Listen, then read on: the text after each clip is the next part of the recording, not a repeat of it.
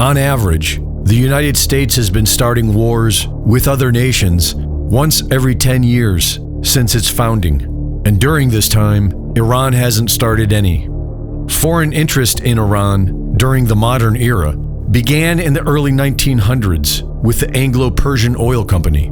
The British Crown became dependent upon Iranian oil, and the people of the Middle East were subjected to a century of betrayals, strategic deception, and psychological operations. In 1921, Britain overthrew the Iranian government. During World War II, both Britain and the USSR invaded Iran to steal their oil. In 1953, Britain and the USA overthrew the Iranian government. After 9/11 was carried out by the USA and Israel, Osama bin Laden and Al-Qaeda were blamed, assets of Western intelligence agencies, and the foreign Zionists then began a campaign of mass murder in the region that has so far amassed a death count in the millions. And when Zionist forces occupied Iraq, the Iranians knew they were coming for them, and so they prepared accordingly. Less than 48 hours before the United States and Israel attacked Iran on February 28th, the United States had just concluded their most productive round of nuclear negotiations in years, and had agreed to meet again in 4 days. The independent mediator announced that a peace deal was within reach, and said Iran had agreed it would never have enough nuclear material to create a bomb. Iran had offered full IAEA access to its nuclear sites. Iran offered to downblend its highly enriched uranium stockpiles to the lowest possible level and convert them into irreversible fuel. Technical talks were scheduled for the following Monday in Vienna, and a fourth round of political negotiations was scheduled within the week. But 48 hours later, Trump and Israel launched an attack on Iran. The initial strikes included the nation's leader and 178 Iranian schoolgirls, who were murdered by the U.S. with a double strike of Tomahawk missiles. The so-called Army, Navy, and Air Force that Trump brags about completely destroying were decoys meant to help waste U.S.-Israeli munitions. Iran has clearly been paying attention to the Zionist protocols of war and have developed a deterrent that secures their sovereignty. The real military is underground.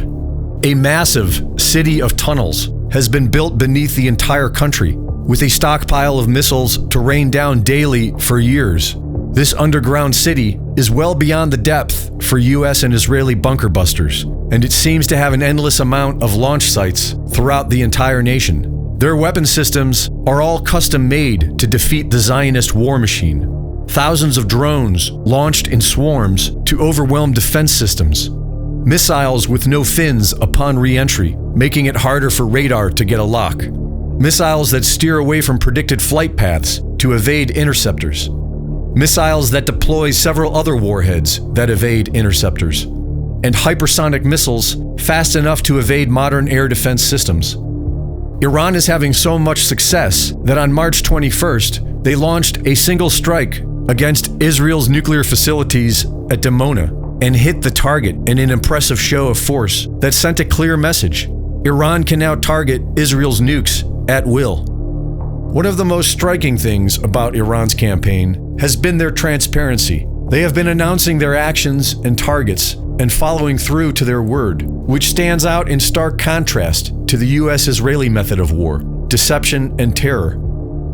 Iran's real navy is underground as well, and designed specifically for this war. They have thousands of unmanned surface vehicles that operate as swarms and are equipped to take down any ship in the Gulf, no matter how massive. After decades of being exploited and playing nice, Iran has effectively nationalized the Strait of Hormuz, which has always been their home. Iran has been planning this since 2003. They have enough munitions for years and are continuing to produce more underground. The US and Israel, on the other hand, are already running out. Iran has made it clear they will not submit to the Zionist threat, and they will tank the world economy if they need to, which is well within their ability at any moment right now. Greg Reese reporting.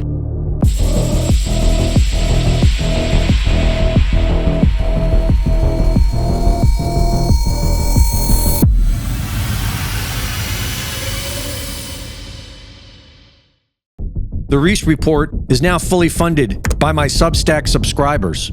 Subscribe today and support my work at gregreese.substack.com.